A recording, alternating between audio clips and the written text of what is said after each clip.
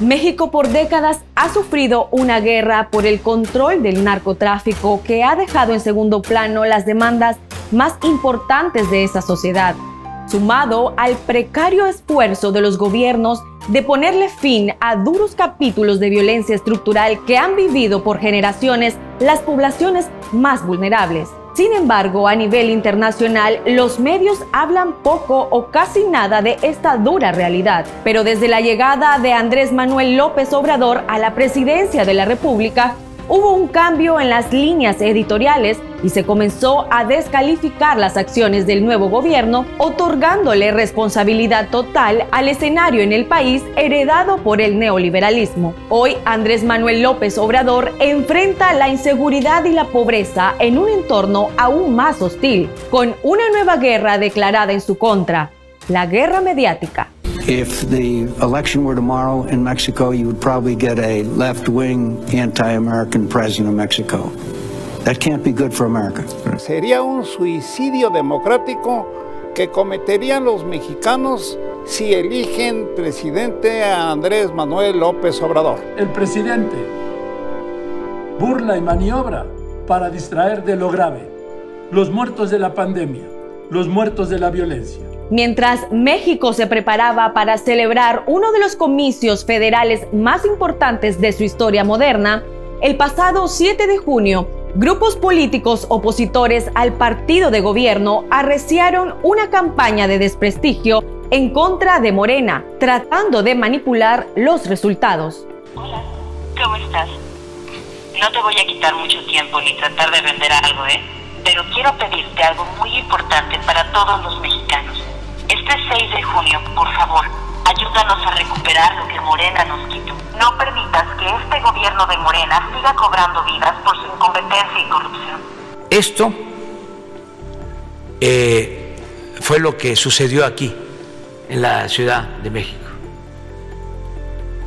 Aquí la gente fue víctima de un manejo informativo perverso, tendencioso, calumnioso, inmoral, además tóxico. Desde la llegada a la presidencia de México en 2018, la figura política de AMLO se ha enfrentado a una agresiva y escandalosa batalla desinformativa, declarada por los principales grupos de poder económico del país azteca, quienes son los actores claves del escenario mediático. Pero, ¿quiénes están detrás del poder mediático en México? Uno de los más grandes negocios de las familias que controlan el Producto Interno Bruto global es el manejo de los consorcios mediáticos.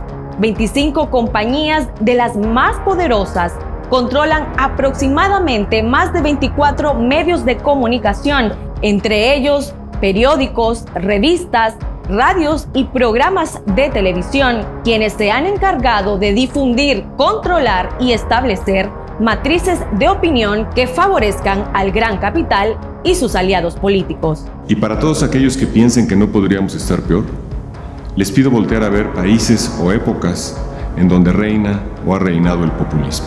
Las políticas populistas generaron un terrible aumento del déficit fiscal y una multiplicación de la deuda del país. Los efectos fueron catastróficos. Otra lucha no menos agresiva que enfrenta Obrador es el financiamiento de Estados Unidos a grupos opositores que realizan campañas para socavar su gobierno. Las tensas relaciones existentes entre Washington y el gobierno mexicano responde en gran medida a una serie de modificaciones a la Ley de Seguridad efectuada en diciembre de 2020, donde se busca tener mayor control sobre el trabajo de las ONGs, en su mayoría financiados por el actual gobierno de Joe Biden. Un gobierno extranjero no puede entregar dinero a grupos políticos de otro país. La Constitución nuestra lo prohíbe. No se puede recibir dinero de otro país para propósitos políticos. Es traición a la patria. es injerencia, es intervencionismo y es promover el golpismo. A pesar de toda esta campaña mediática de desprestigio, Morena, partido de López Obrador, se convierte en la principal fuerza política de México. Así fue confirmado en los últimos comicios electorales.